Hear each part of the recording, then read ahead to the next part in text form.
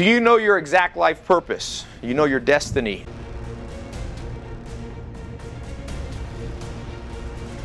Everybody's lost and the world's the blind leading the blind. So the ultimate adventure to me is not just like bungee jumping or something like that or going to the Amish. It's trying to get insight and see life as a puzzle. And your goal in life is to seek the adventures that piece the puzzle together. So that at the end of your life, you like kind of get it. You kind of get it. I feel like most people don't get what life is. Like, think about it. It's like, what is life? Like, why are we driven with some basic instincts? What's the purpose, you know? Is anybody here, we got a little live audience, anybody here ever had to be hit by a car to learn to look both ways? I didn't. I kind of learned from just somebody telling me, big car, 2 tons, velocity, smash, dead. And I now always look both ways. So if your myth is that the only way you're gonna learn is just through massive mistakes and trials and error, you haven't read Richard Dawkins' book. If you believe in evolution, or even you don't, you believe in creationism or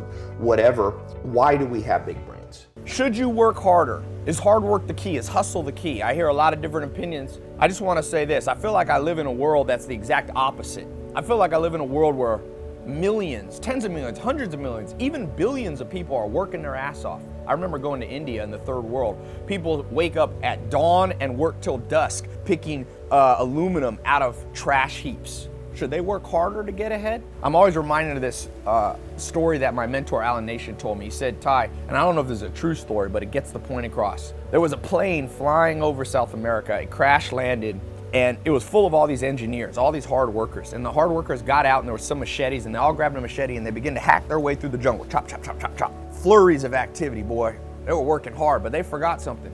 Don't ever confuse flurries of activity with accomplishment. Activity doesn't always equal achievement. So they were chopping through, and luckily for them, one person got out of the plane. Instead of working hard, went on, climbed up a big tree, and looked out and surveyed the landscape and yelled down to the group and said, hey guys, you're working hard, but you're going the wrong direction. You're going deeper into the jungle.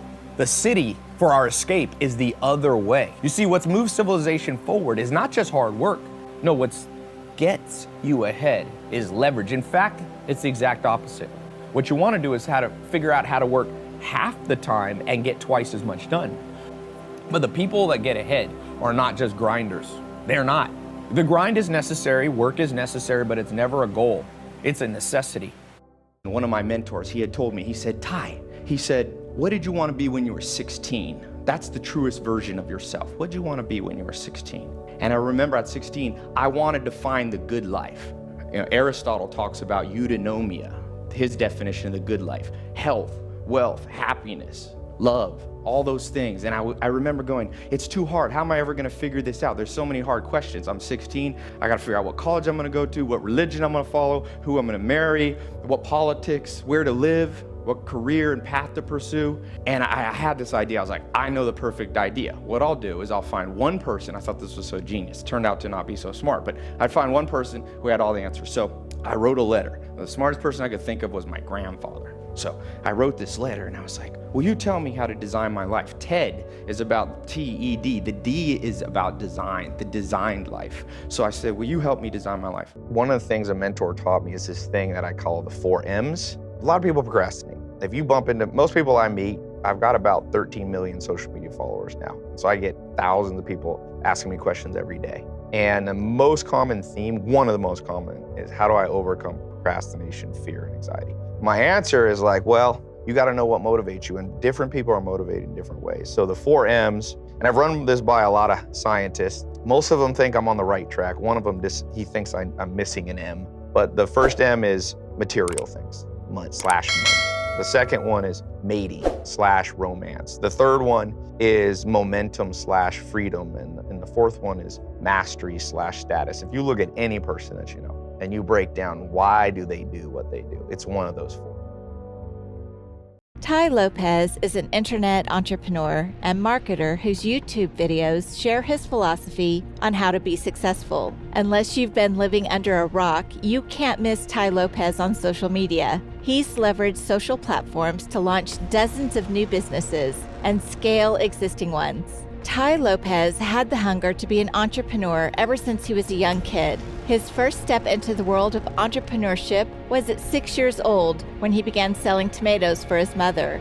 Everybody, you and I, should have learned that we didn't learn. Tai Lopez knows that if you want to succeed as an entrepreneur in the modern age, you must take calculated risks. This is especially true if you're using digital marketing and social media. You must try and experiment with things people are not trying. You must give an experience people don't get with other brands. One thing that every entrepreneur has to learn is how to manage risk. Successful entrepreneurs know this, and they are not afraid to be risk takers. That's why you shouldn't hesitate to try out some new ideas. All sustainable success comes from the grind. First thing that you got to know if you want to achieve financial freedom is you must have a map. Process over events. Tai calls this the sculpture approach. Choose the general direction you want to go and adjust accordingly. Look at your life as one big piece of marble, and every day you grind away one small piece of imperfection. We as a society have become too soft. Tai Lopez recommends everyone take on a more stoic view on life. It's not about what you do that really matters, but about the mental resilience that discomfort builds. The secret to making six figures is you got to break it down into simple steps.